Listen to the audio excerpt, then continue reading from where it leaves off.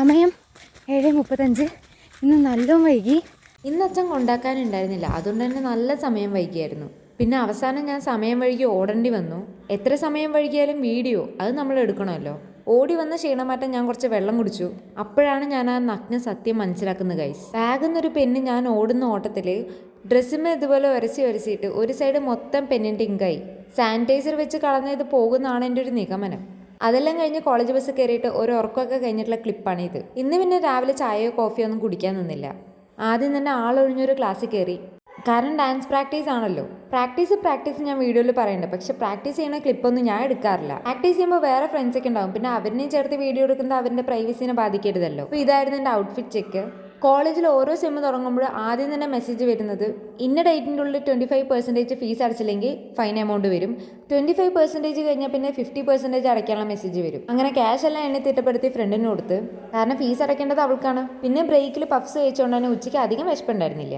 പിന്നെ ഞാൻ പറഞ്ഞിട്ടില്ലേ കോളേജ് ബസ്സിൽ ബാഗ് വെച്ച് സീറ്റ് പിടിക്കുന്ന കാര്യം. അപ്പോൾ അതിനായിട്ട് ഫുഡെല്ലാം കഴിച്ച് കഴിഞ്ഞിട്ട് ഞാനും എൻ്റെ പിള്ളേരും കൂടെ പോവുകയാണ്. ഇതെല്ലാം കഴിഞ്ഞ് പ്രാക്ടീസിന് കയറി. പ്രാക്ടീസ് ചെയ്തുകൊണ്ടിരിക്കുമ്പോൾ ക്ലാസ്സിൻ്റെ പുറത്തുനിന്ന് ഒരു കൊട്ടുന്ന സൗണ്ട്. ഇത് തമിഴ്നാട്ടിലുള്ള ഒരു നാട്യകലയാണ്.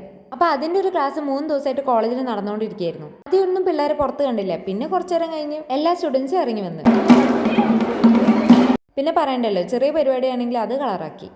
അപ്പോഴത്തേക്കിനും സമയം 3:30 ആയിട്ടുണ്ടായിരുന്നു. ക്ലാസ്സിൽ കയറാത്തതുകൊണ്ട് തന്നെ കോളേജിൽ സമയം പോണത് അറിയണില്ല. പിന്നെ എപ്പോഴത്തേയും പോലെ ഇതൊക്കെയാണ് ഞാൻ കോളേജ് കഴിഞ്ഞ് വരുമ്പോൾ കഴിച്ചിട്ടുണ്ടായിരുന്നു. പിന്നെ റോട്ടിൽ കൂടെ നടന്നു പോകുമ്പോൾ ഇതൊക്കെ കഴിക്കാൻ പറ്റുമെന്ന് ചോദിച്ചാൽ ഇവിടെ അധികം ആൾക്കാരോ വണ്ടികളോ വരാറില്ല. ഇപ്പോൾ കണ്ടാൽ തന്നെ അവരൊക്കെ എന്നെ ചെറുപ്പം തൊട്ടേ കാണുന്ന ആൾക്കാരാണ്.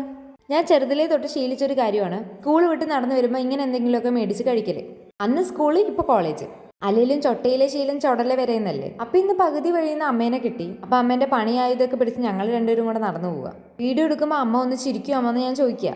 അമ്മ പറയാൻ നിങ്ങളെപ്പോലെ ഞാൻ പല്ല് കാട്ടിയൊന്നും ചിരിക്കില്ല എന്ന്. അമ്മേനെയും കൂട്ടി എടുത്തൊരു വീഡിയോയിൽ 1K മേലെ വ്യൂസ് ആയി എന്ന് പറയായിരുന്നു. അപ്പം അതിൻ്റെ പുഞ്ചിരിയാണ് നിങ്ങൾ ആ മുഖത്ത് കണ്ടത്.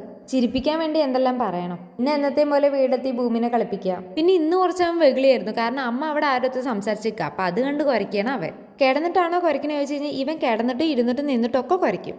അപ്പോൾ ഓക്കെ, ബൈ ഗൈസ്.